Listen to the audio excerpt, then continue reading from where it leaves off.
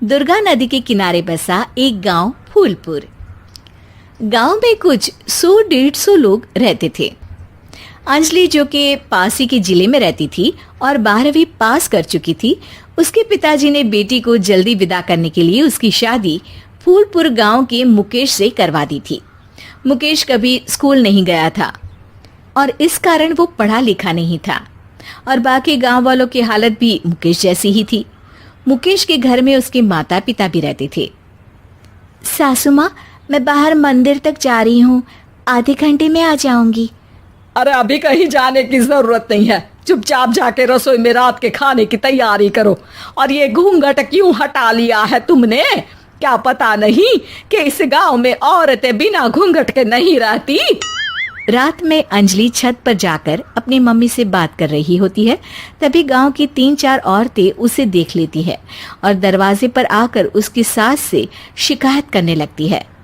और क्या हुआ? अरे छत पे तो देखो, आपकी बहू मटक मटक के किसी से फोन पर बात कर रही है। दिन भर फोन पे लगी रहती है। अरे कल तो मंदिर के पास वो क्या कहते हैं, सेल्फी ले रही थी। शहर की बहू रखना अच्छा शान की बात है, पर देखना इसके लक्षण से ये तो तुम्हारे परिवार को बदनाम ना कर दे। ये पहली बार नहीं था जब सास से गांव के लोगों ने अंजलि की बुराई या शिकायत नहीं की हो। अब तो ये रोज की बात थी। अंजलि ये सब सुन लेती है। जब वो नीचे जाती है तो मुकेश भी वहां आ जाता है। सास कहती है, बेटा, लोग घर आकर शिकायत करने लगे हैं बहू के कामों की।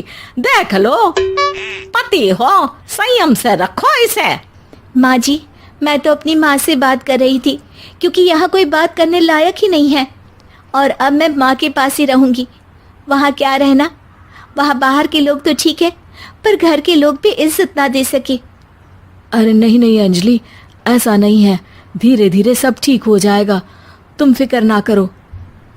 अरे बस कुछ बोलना ही नहीं है, सर पे चढ़ा रखा है बहू को। सास मुकेश की नरम बात सुन के वहां से मुंह चढ़ाकर चली जाती है। मैं तो कहती हूँ हम दोनों शहर चले जाते हैं। मैं पढ़ी लिखी हूँ, मुझे वहाँ नौकरी भी मिल जाएगी और थोड़े दिनों में आप भी वहाँ कुछ काम ढूंढ लेना। अरे नहीं नहीं अंजलि, हम यहाँ ना गांव का खेत, माँ पिताजी को छोड़कर शहर नहीं जा सकते। माँ पिताजी को कैसा लगेगा और गांव वाले क्या सोचेंगे? ये कहकर मुकेश सोने चला जाता है और अंजलि की गांव वालों द्वारा बुराई का सिलसिला बहुत दिनों तक चलता ही रहता है। लेकिन अंजलि गुस्सा ना दिखाते हुए समझदारी से काम लेती है। बारिश का मौसम चालू हो जाता है। जोरदार बारिश से पूरे गांव में हाहाकार मच जाता है। दुर्गा नदी में बाढ़ आ जाती है और बाढ़ का पानी पूरे गांव की फसल तबाह कर देता है। फसल की ये हालत देखकर गांव वाले निराश हो जाते हैं और बात तो यहाँ तक पहुँच जाती है कि कुछ लोग तो अंजलि को इस सब का दोषी ठहरा देते हैं। अरे पूरी फसल तबाह हो गई, पता नहीं किसकी नजर लग गई है। अरे जब से चौधरी परिवार में ये शहर की बहू आई है ना, तब से ही गांव की शांति चली गई है। इसके कर्म कांड से माँ दुर्गा नदी भी खुश नहीं है। ये सब सुनकर बेचारी अंजलि रोते हुए अपने घर चली जाती है। कुछ दिन बाद सभी गांव वाले अपनी फसल का मुआवजा लेकर अपने अपने घर आते हैं। मुकेश भी 1500 लेकर आता है। अंजलि को जब पासबुक दिखाता है तो अंजलि हैरान हो जाती है। अरे, ये पासबुक में तो उन्होंने 4000 की एंट्री करी है और आपको सिर्फ 1500 दिए। सच में?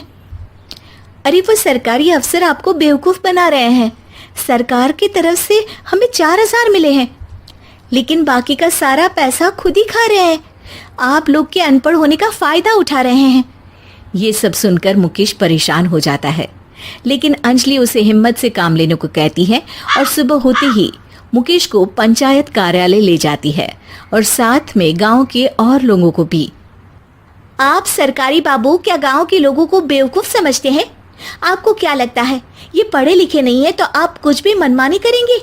ये बेचारे दिन रात इतनी मेहनत करते हैं, ये हमारे अन्नदाता हैं और आप इनके साथ ऐसा धोखा करते हैं। अरे क्या बके जा रही है ये लड़की, किस धोखे की बात कर रही है? अपने कांड करके नदी माँ को नाराज करके हमारा नुकसान करके इसे चैन नहीं मिला क्या? सरपंच जी, इन सरकारी बाबू ने मुझे बेवकूफ बनाया है और मेरे हिस्से के पैसे खुद चट कर गए। बस ये सुनते ही सरपंच वहां से दुम दबाकर भाग जाता है।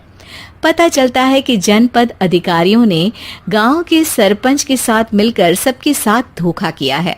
सब लोगों का विरोध शुरू हो जाता है और आखिर में अधिकारी सब गांव वालों के हिस्सों के बचे हुए पैसे उन्हें लौटा देते हैं और कई दिन तक सरपंच गांव में लौटता ही नहीं। अंजलि, तुम नहीं होती तो हम गांव वालों को तो पता ही नहीं चलता कि ये हमें हर बार बेवकूफ बनाते हैं।